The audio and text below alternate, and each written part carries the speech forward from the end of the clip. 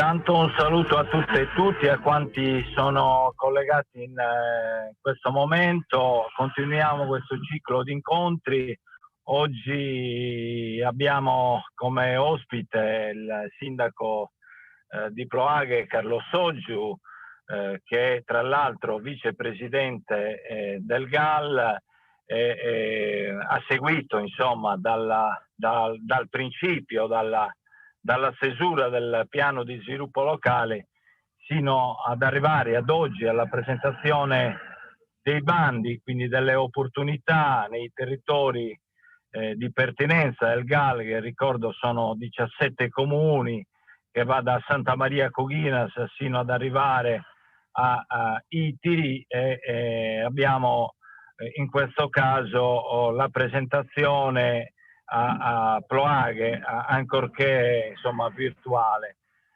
Detto questo, è giusto rappresentare, diciamo, quelle che sono le opportunità, quindi dettate dai bandi. Abbiamo bandi che riguardano la possibilità di finanziare delle start-up al 100%, quindi attività che non sono presenti nel nostro territorio dell'Anglona e del Coros, ma anche la possibilità di finanziare strutture ricettive, B&B, affittacamere, agriturismi, rivolti prevalentemente per migliorare l'accoglienza dei nostri territori. Abbiamo anche in pubblicazione dei bandi che riguardano la trasformazione dei prodotti dell'agroalimentare, con la possibilità di finanziamenti al 90% a fondo perduto. Sono risorse importanti, 3 milioni di euro che andremo a spendere in questi territori, e quindi rivolti alle realtà imprenditoriali presenti nel nostro territorio. Non si andrà a concorrere quindi con altre aree storiche della nostra Sardegna, quindi gli unici concorrenti sono all'interno dei 17 comuni, perché ricordo che le imprese devono avere sede legale nel territorio di pertinenza del GAL. Io lascerei la parola al sindaco di Ploaghe, l'amico Carlo Soggiu, per un saluto, e poi la parola subito dopo al dottor Massimiliano Angius, che entrerà nel dettaglio dei bandi. Quindi grazie, un saluto a tutti, buon lavoro.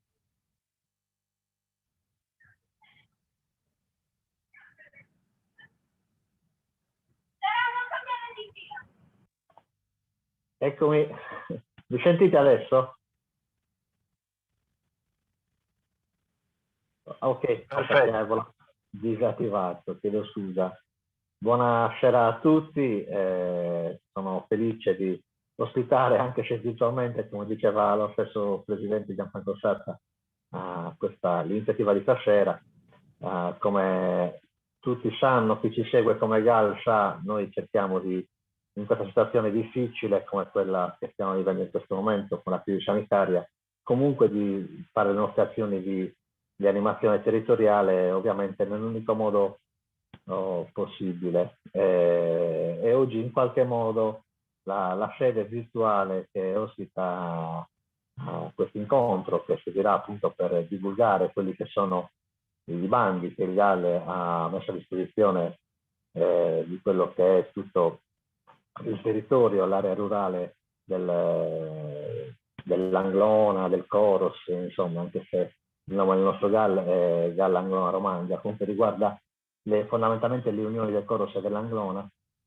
Questi bandi sono estremamente importanti, possono portare benefici per tutte le persone che operano nel settore o che intendono operarci, e quindi è fondamentale riuscire ad arrivare ai singoli operatori, alle singole realtà dei comuni, e provare un po' a divulgare quelle che sono le possibilità che questi finanziamenti e questi bandi offrono. Gianfranco, che ha preceduto, ne ha già parlato.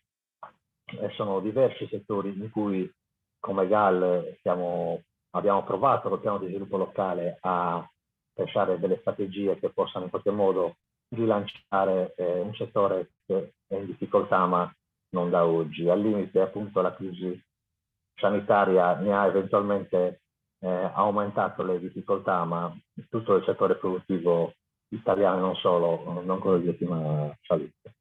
Quindi anch'io ascolterò la presentazione che faranno i nostri esperti in modo tale da connettermi meglio, diciamo, con quelle che sono le possibilità che stiamo dando alle attività imprenditoriali esistenti o che nasceranno appositamente nei 7 comuni del Galle.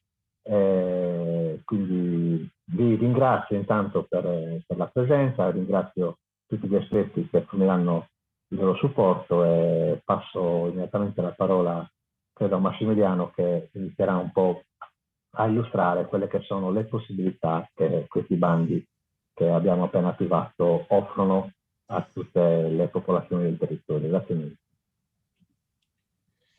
Buonasera a tutti, ringrazio Carlo che mi ha appena passato la parola, ringrazio il Presidente che ha fatto, diciamo, i saluti iniziali, e io questa sera andrò a, diciamo, a presentarvi i bandi di più recente pubblicazione. Sono 2 bandi, entrambi legati alla sottomisura 6.4 del PSR. Il primo bando che diciamo vedremo è rivolto agli imprenditori agricoli, il secondo bando invece è rivolto alle imprese non agricole. Io mi prenderò circa un quarto d'ora per la presentazione di ciascun bando. Al termine di ogni singola presentazione faremo, diciamo, un giro di valzer, chiamiamolo così, con chiunque volesse interloquire alla ricerca, diciamo, di chiarimenti, ulteriori approfondimenti, o con chiunque volesse porre, diciamo, delle domande rispetto ai primi contenuti passati in rassegna. Il primo bando è il seguente: sostegno investimenti negli aziende agricole per la diversificazione e lo sviluppo di attività extra-agricole. È un bando questo che nasce sulla scia della passata programmazione, dove l'allora piano di sviluppo locale aveva previsto l'attivazione della misura 311. È un bando questo che è stato fortemente richiesto dagli operatori economici territoriali nella fase di definizione dell'attuale piano di azione locale. Con questo bando in maniera specifica intendiamo finanziare le imprese agricole che vogliano diversificare l'attività agricola principale verso le cosiddette attività collegate e complementari. Quindi è il bando attraverso il quale il GAL Anglona-Romagna cerca di sostenere, o comunque intende sostenere, la multifunzionalità, ovvero quelle pratiche operative, quelle attività complementari che sono condotte in seno all'azienda agricola e che sono rivolte a integrarne il reddito derivante dall'attività agricola principale. Sono quindi ammissibili a finanziamento e più avanti vedremo più dettagliatamente come interventi quali ad esempio la creazione e lo sviluppo dell'ospitalità agrituristica, la realizzazione di piccoli impianti di trasformazione, oppure ancora interventi che riguardano il turismo equestre o il turismo con gli asini, oppure ancora lo svolgimento di attività didattiche o di attività sociali in fattoria. Il budget attualmente a disposizione, quindi la dotazione finanziaria iniziale del bando è di 400.000 euro, nulla osta al fatto che se vi dovessero essere delle economie, dei residui su altri bandi o che so, risorse aggiuntive messe a disposizione dall'assessorato regionale dell'agricoltura, questa dotazione possa anche essere incrementata in un momento successivo. Le domande di sostegno, nel caso specifico, possono essere presentate fino alle ore 14 del prossimo 19 aprile. Annotazione di carattere tecnico che vale per questo bando, vale per quello che vedremo successivamente, vale in generale per tutti i nostri bandi. Come possono essere presentate le domande di sostegno? Le domande di sostegno possono essere presentate dai soggetti che ne abbiano, diciamo, i requisiti o attraverso un centro di assistenza agricola oppure attraverso un libero professionista. Quest'ultimo deve essere abilitato per poter operare sul SIAN e deve aver ricevuto dal richiedente il cosiddetto mandato di assistenza. Tenete in considerazione che a monte vi deve essere, dato che parliamo di imprese comunque già esistenti, vi deve essere l'aggiornamento del fascicolo aziendale. Il fascicolo aziendale, né più né meno, è la patente di guida, chiamiamola così, che consente ai richiedenti, ai potenziali beneficiari di poter far transitare sul SIAN le domande di sostegno e le domande di pagamento. Senza costituzione, senza aggiornamento del fascicolo aziendale, nessuna domanda può essere rilasciata sul SIAN.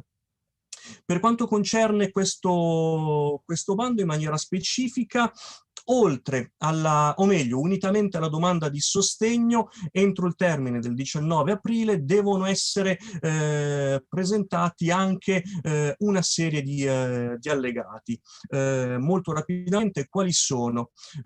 Innanzitutto un documento di riconoscimento in corso di validità, la dichiarazione sugli aiuti eventualmente percepiti in regime de minimis, quindi compilare gli allegati 4 e 5 del bando, la dichiarazione sull'autoattribuzione dei punteggi, quindi richiesta la compilazione dell'allegato 1 del bando, l'informativa sul trattamento dei dati personali, allegato 12 al bando.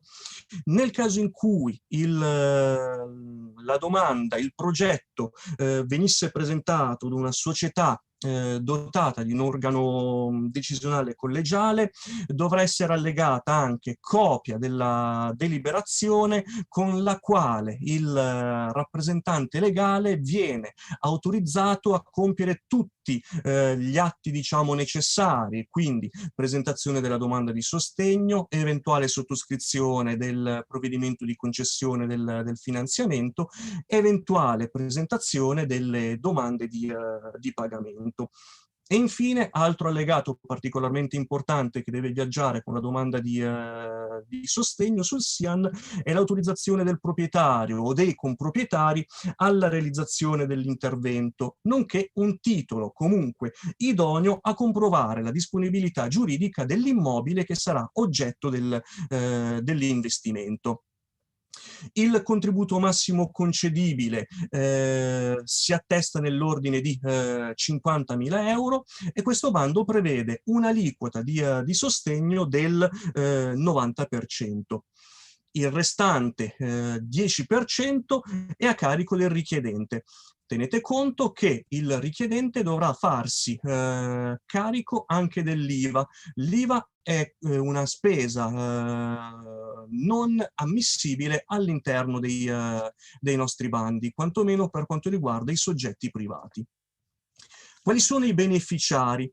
In questo caso possono accedere al contributo previsto da questa sottomisura gli imprenditori agricoli secondo la definizione che ne dà l'articolo 2135 del Codice Civile, per cui in virtù di quella definizione possono concorrere sul presente bando i coltivatori diretti, gli imprenditori agricoli professionali, le società agricole di persona, oppure ancora le società agricole di capitali e le società cooperative agricole.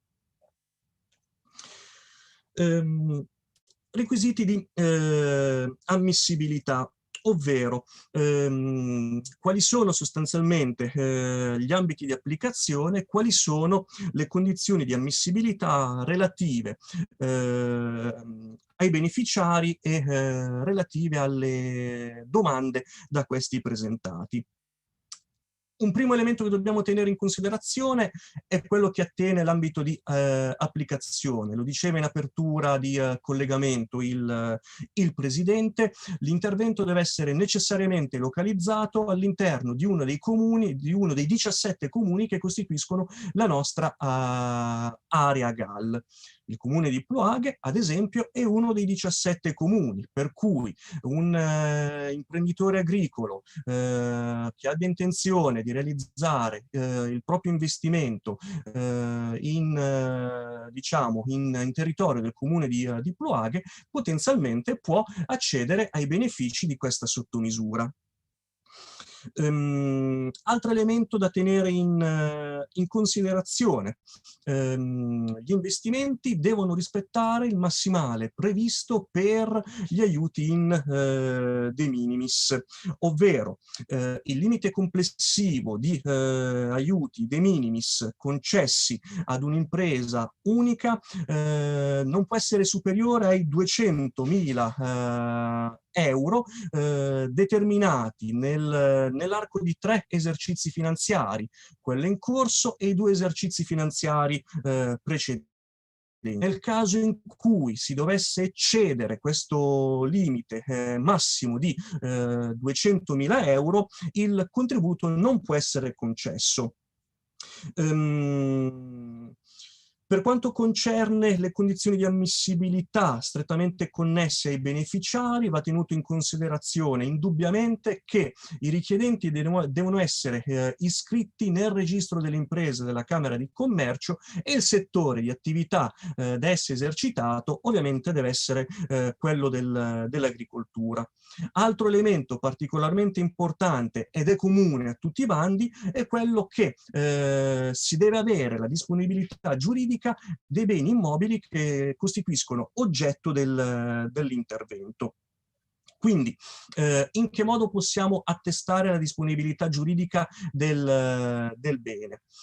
La situazione, diciamo, più semplice è quella legata alla proprietà, nel senso che se io sono proprietario del bene che sarà oggetto dell'investimento, sostanzialmente delle mie azioni rispondo esclusivamente a me stesso.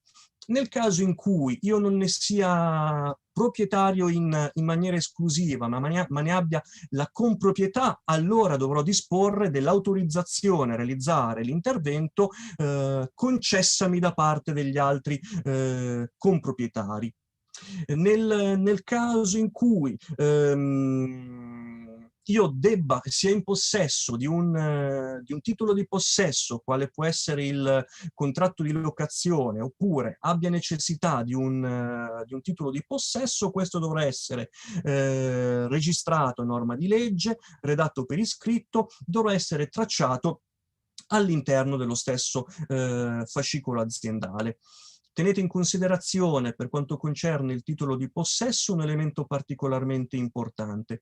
Bisogna sempre considerare il fatto che per i 5 anni successivi alla conclusione dell'operazione bisogna mantenere la destinazione d'uso dell'investimento, quindi per i 5 anni successivi vi sarà un vincolo, per cui dal punto di vista temporale la scadenza dei vostri eventuali titoli di possesso, dei vostri ad esempio contratti di locazione, dovranno necessariamente tenere conto di questo aspetto particolarmente importante.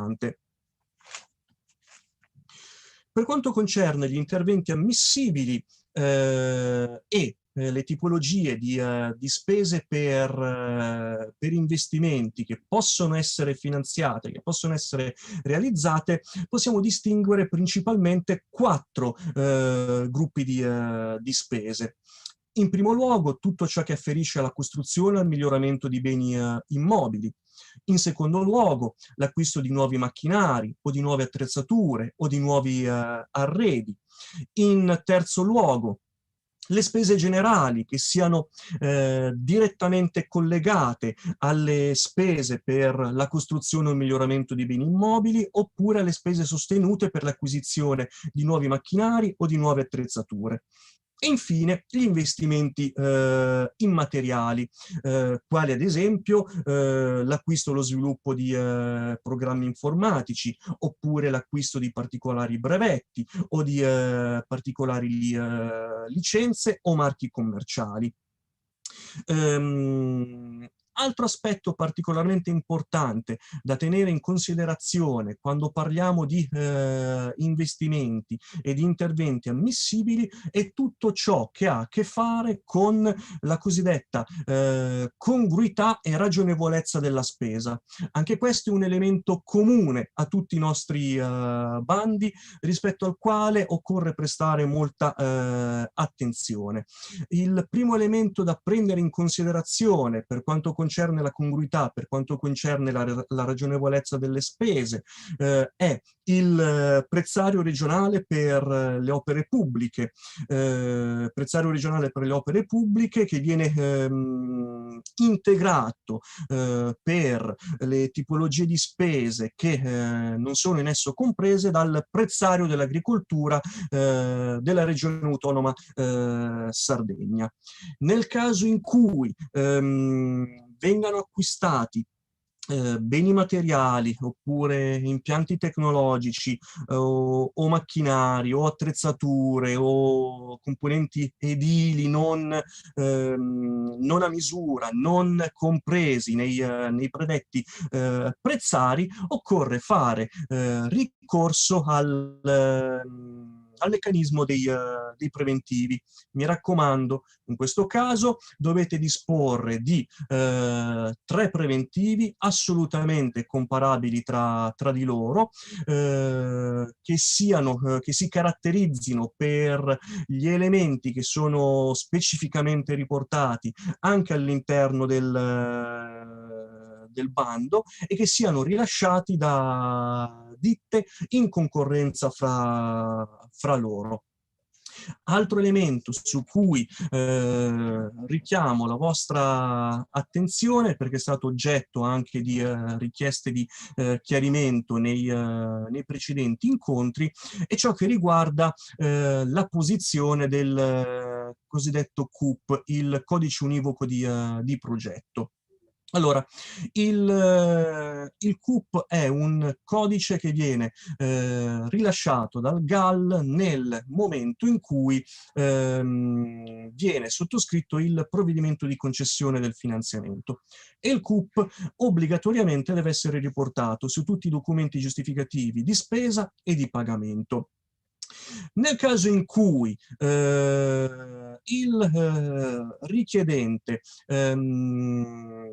sostenga delle spese, sia in possesso di fatture, per le quali quindi sostiene delle spese, prima che si concluda l'istruttoria del progetto e che quindi, diciamo, si vada a sottoscrizione del provvedimento di concessione del finanziamento, per non incorrere, diciamo, in problematiche di vario genere, il consiglio che ci sentiamo di dare è quello quantomeno di inserire all'interno di quei giustificativi di spesa, all'interno di quei giustificativi di pagamento, in assenza del CUP, almeno il codice univoco che identifica il bando. Nel caso specifico, il codice univoco di questo bando rivolto alle imprese agricole è il 51804.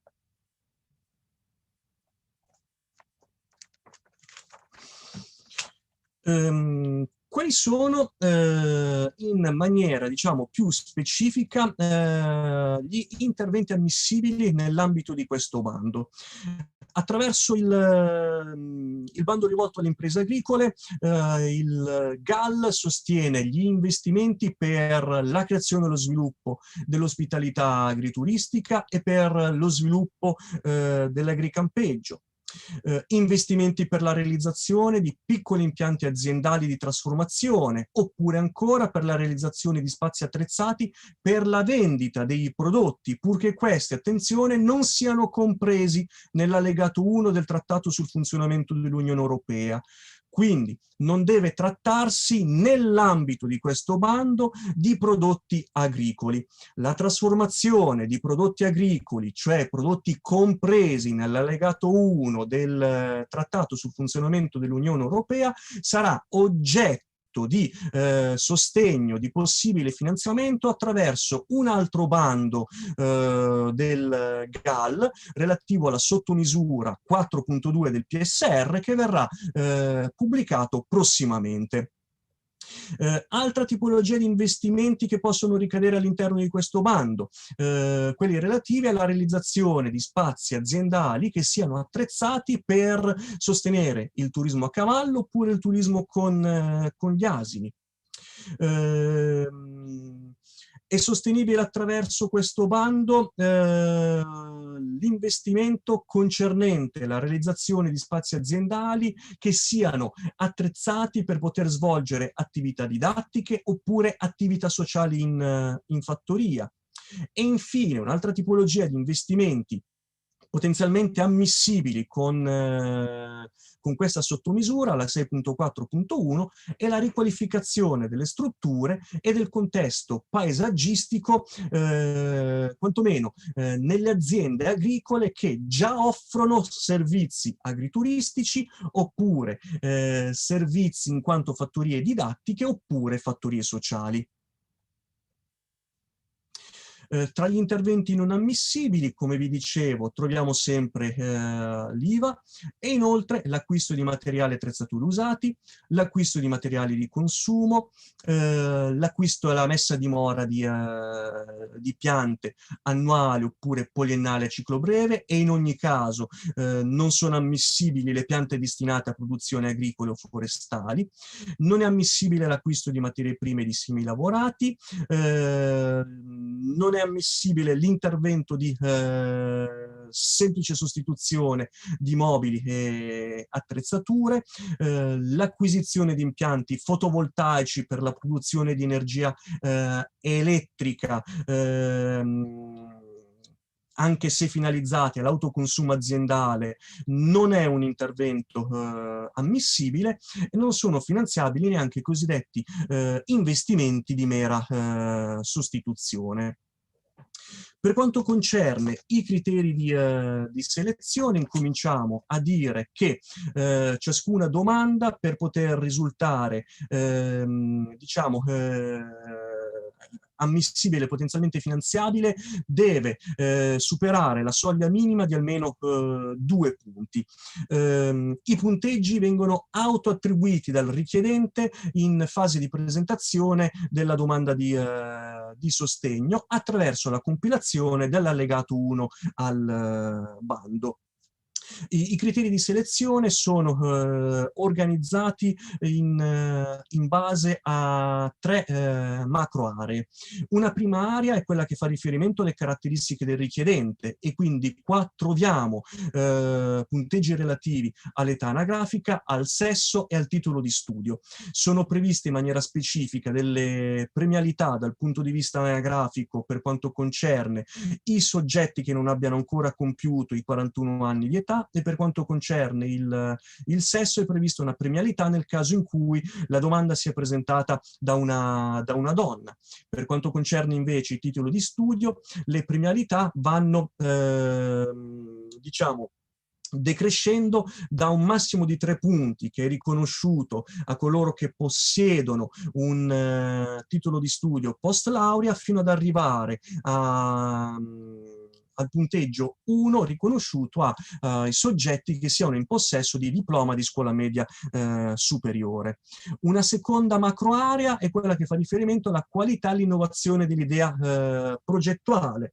Quindi rientrano in questo blocco, in questo gruppo, tutti quei punteggi che dovranno essere necessariamente dettagliati, opportunamente giustificati, soprattutto attraverso gli elaborati progettuali che verranno richiesti nel caso in cui la domanda di sostegno dovesse risultare ammissibile e finanziabile in graduatoria.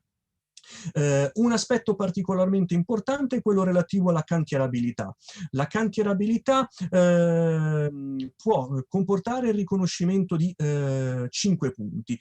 Che cosa si intende per progetto immediatamente cantierabile? Per progetto immediatamente cantierabile il GAL intende un progetto che sia completo già al momento della presentazione della domanda di sostegno di tutti i titoli autorizzativi che sono necessari per poter avviare immediatamente i lavori. Cioè, al momento in cui si va a rilasciare la domanda di sostegno sul SIAN, se il soggetto si autoattribuisce 5 punti per la cantierabilità, deve avere in mano tutti i nulla osta, tutte le autorizzazioni, tutte le concessioni che si rendono, diciamo, necessari per poter far valere a tutti gli effetti questo punteggio.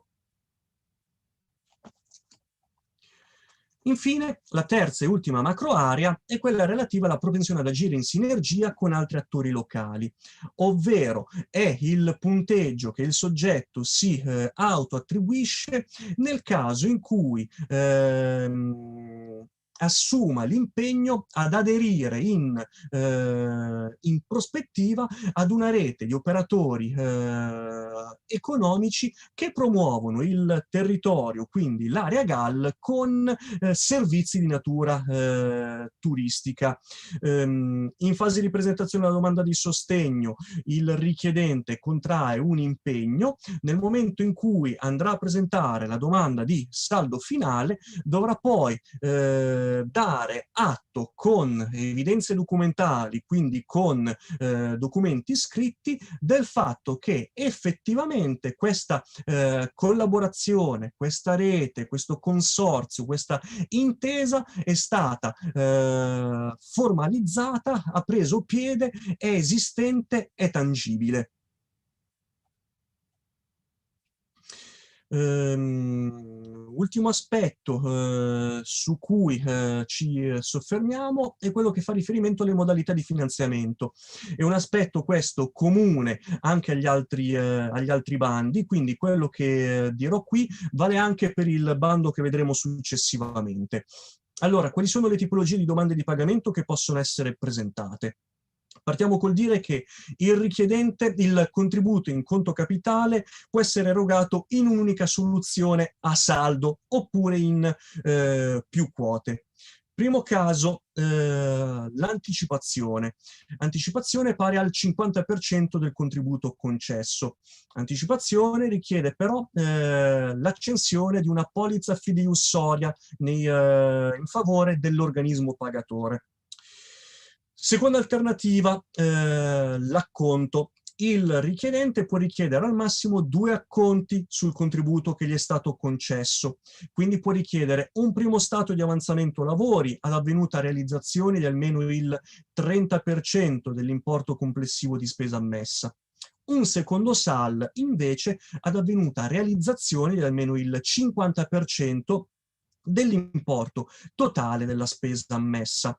Nel caso in cui però abbia già presentato la domanda di pagamento per l'anticipazione, potrà presentare un unico stato di avanzamento lavori, perché la sommatoria tra anticipazione e acconto non può andare oltre l'80% del contributo concesso. Quindi ci sarà il 50% rappresentato dall'anticipazione e il 30% rappresentato dal SAL. L'ultimo step è il saldo finale. Il saldo finale viene erogato al beneficiario a seguito di accertamento finale di regolare esecuzione di tutte le opere previste all'interno del decreto di concessione del finanziamento. Entro quali termini va presentata la domanda di pagamento di saldo finale? Nel caso in cui il soggetto abbia richiesto un contributo al GAL e lo abbia ottenuto solo ed esclusivamente per l'acquisto di beni mobili, allora la domanda di pagamento di saldo finale dovrà essere presentata entro 9 mesi dalla sottoscrizione del decreto di concessione del finanziamento. Se invece il caso è differente, cioè non riguarda soltanto l'acquisto di beni mobili, ma c'è la realizzazione di opere e lavori, allora il termine di 12 mesi dalla sottoscrizione del provvedimento di concessione del finanziamento. Questi termini possono essere incrementati di un ulteriore periodo di 6 mesi nel caso in cui il beneficiario dovesse fare richiesta di una proroga motivata. Quindi il termine può diventare 15 mesi per quanto concerne il solo acquisto di beni mobili, 18 mesi nel caso in cui vi sia stata la realizzazione di lavori e opere. Per quanto concerne il bando relativo alle imprese agricole, quindi quello che si pone a sostegno della multifunzionalità delle aziende agricole, questi sono i contenuti principali. Se vi sono, diciamo, già delle domande, delle richieste di chiarimento, possiamo incominciare, diciamo, a vedere, fare magari qualche approfondimento, riprendere magari qualche passaggio poco chiaro, oppure che è stato affrontato in maniera troppo veloce nel corso dell'esposizione.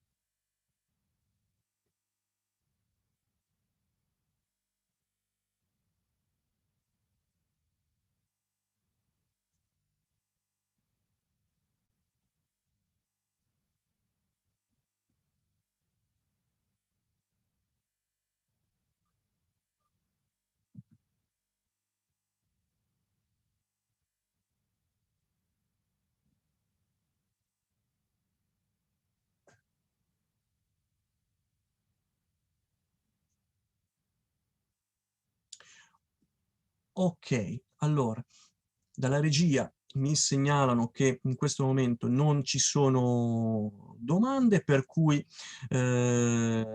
rompiamo gli indugi, per cui procediamo con la seconda presentazione. Allora, un attimo.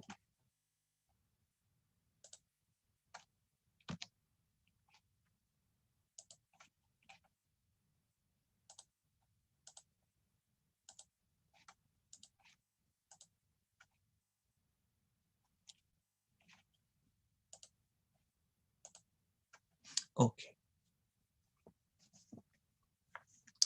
Il secondo bando, che quindi vediamo, passiamo in rassegna, è un bando rivolto alle imprese non agricole, imprese già esistenti, iscritte quindi in Camera di Commercio.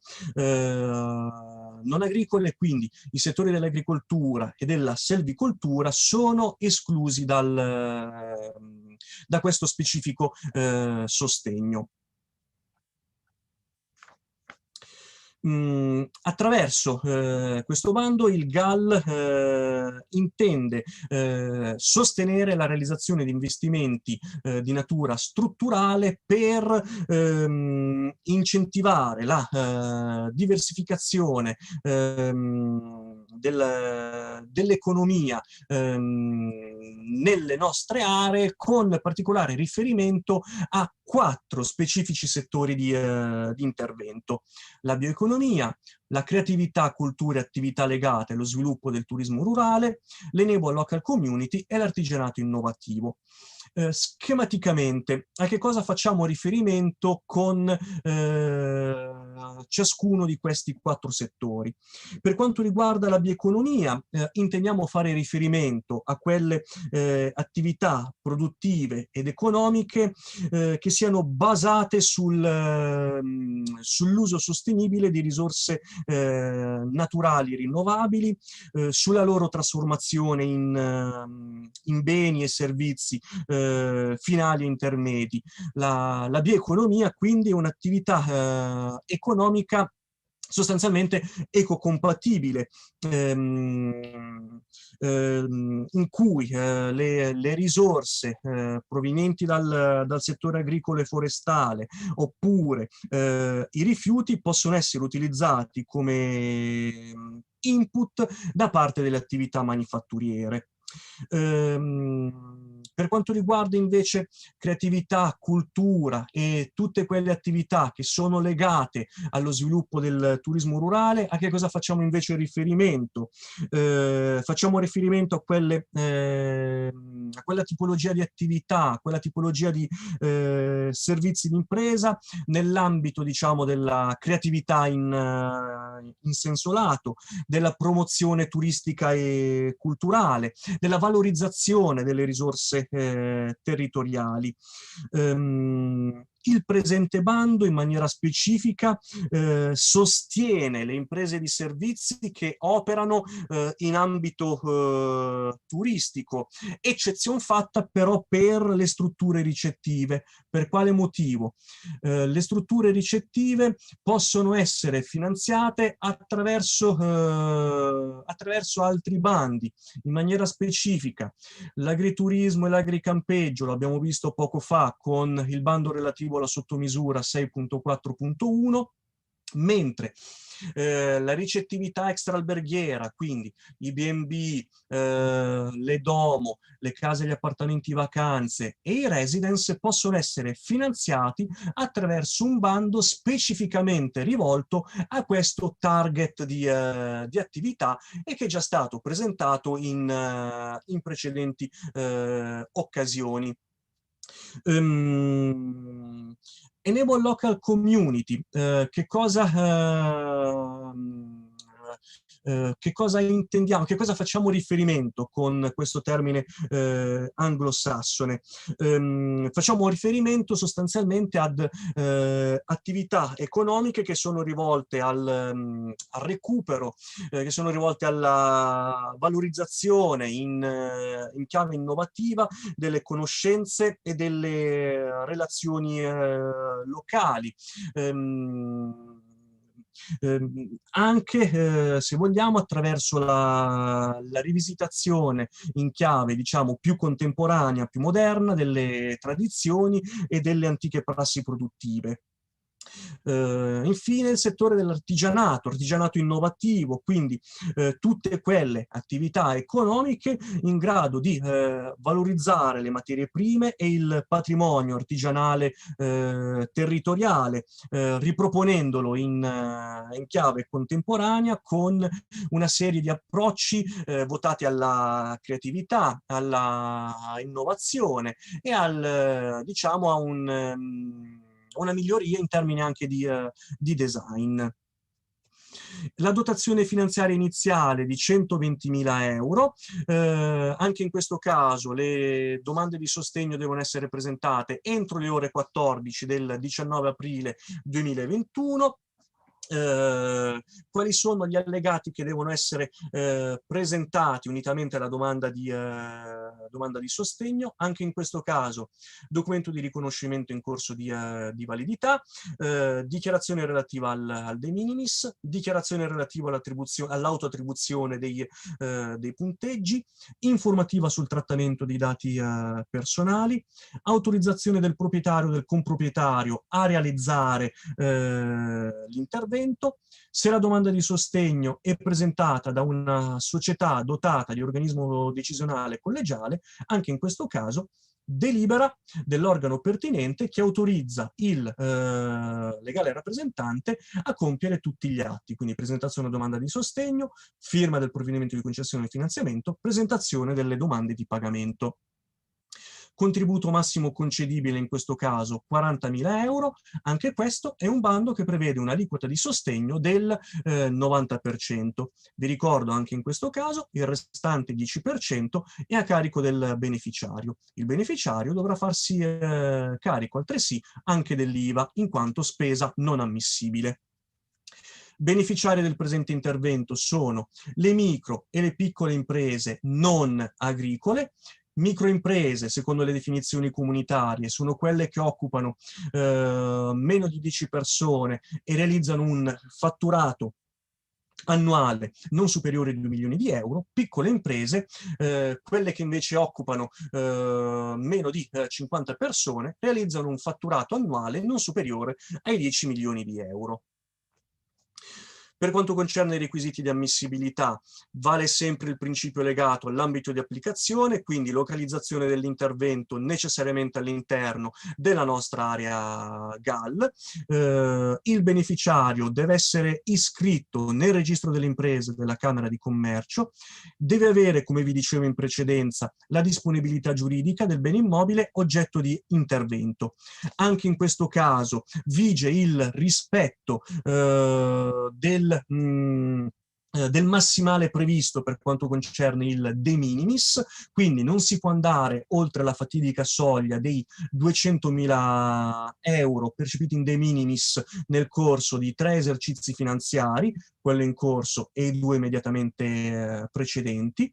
Altro aspetto particolarmente importante: non possono essere finanziate quelle iniziative imprenditoriali che riguardino il sostegno di attività il cui prodotto sia incluso nell'allegato 1 del Trattato sul funzionamento dell'Unione Europea, cioè non deve trattarsi di prodotto agricolo, come visto anche nel bando precedente. Anche in questo caso,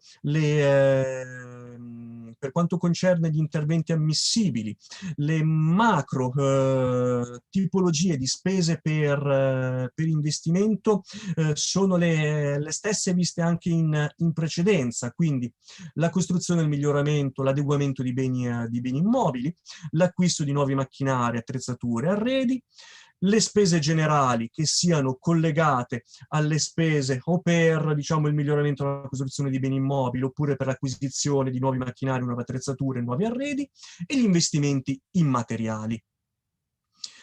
Non sono ammissibili a finanziamento, oltre all'IVA, l'acquisto di terreni di fabbricati.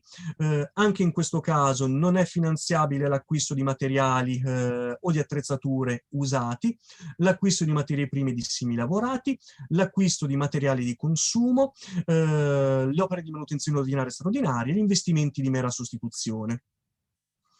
Per quanto concerne i criteri di selezione, anche in questo caso la soglia minima da sorpassare è quella dei 2 punti.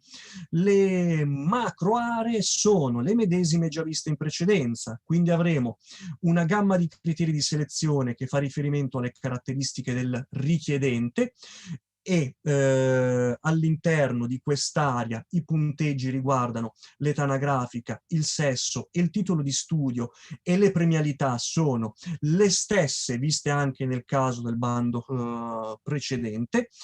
Una seconda area è quella che fa riferimento alla qualità e all'innovazione dell'idea progettuale, quindi anche in questo caso tutti quei punteggi che poi dovranno essere adeguatamente e opportunamente dettagliati, comprovati, testimoniati a livello di presentazione di progetto di dettaglio nel caso in cui la domanda sia ammissibile e finanziabile, e anche in questo caso la premialità maggiore si ha nel caso in cui il progetto sia immediatamente cantierabile, e valgono le stesse considerazioni fatte nel caso della cantierabilità come vista anche nell'altro bando. E infine la qualità e l'innovazione dell'idea progettuale. La propensione ad agire in sinergia con gli altri attori locali, ovvero Anche in questo caso è previsto l'impegno diciamo, ad aderire ad una forma di aggregazione con altri operatori economici a livello locale. Quindi in sede di presentazione della domanda di sostegno io mi faccio carico di un impegno di cui dovrò poi dare conto con documenti alla mano, evidenze scritte, nel momento in cui andrò a presentare la documentazione relativa alla domanda di pagamento di saldo finale. Le tipologie di finanziamento, di domande di pagamento che possono essere presentate sono le stesse che abbiamo visto anche in conclusione di presentazione del bando precedente, quindi anticipazione, oppure stato di avanzamento lavori, infine saldo finale, sempre con la tempistica di 9 o 12 mesi, che possono essere incrementati di un ulteriore periodo di 6 mesi nel caso in cui il soggetto faccia richiesta di una proroga motivata per concludere l'operazione di 6 mesi.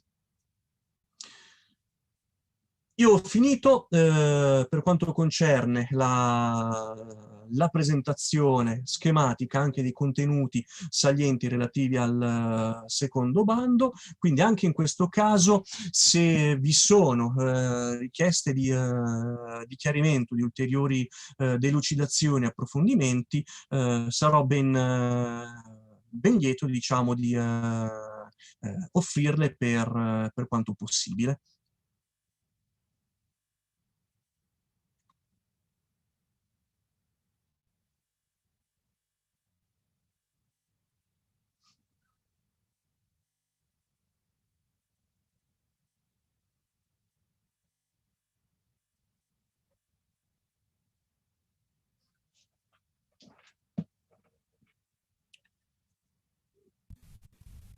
Ma se mi sembra che sui social non stanno arrivando domande, non so se Tony le vede da altre parti.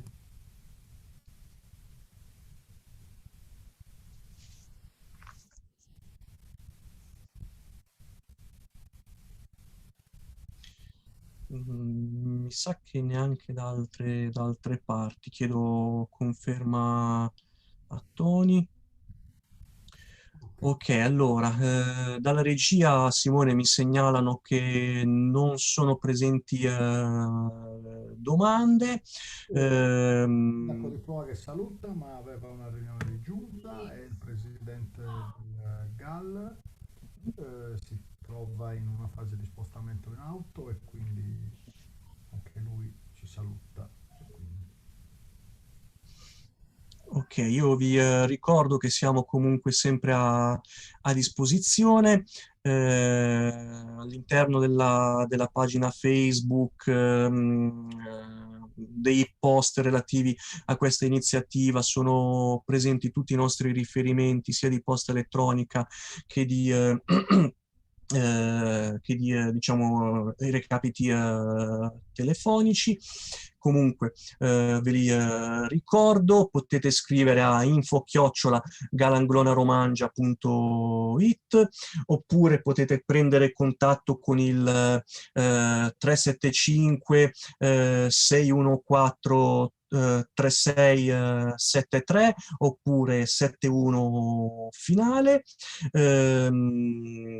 Io vi ringrazio per l'attenzione, vi auguro una buona serata. Simone, se tu vuoi aggiungere qualcosa. No, a posto, saluto a tutti gli ascoltatori e tanto la disponibilità l'hai ribadita tu. Quindi. E vi ricordo anche che sul sito sono presenti anche delle raccolte di quesiti e risposte sui quali, diciamo, ci siamo già soffermati, e quindi se qualcuno vuole approfondire, anche lì, diciamo, sulla home page del nostro sito può reperire ulteriore materiale. Vi ringrazio ancora, vi auguro una buona serata e un buon proseguimento. Alla prossima.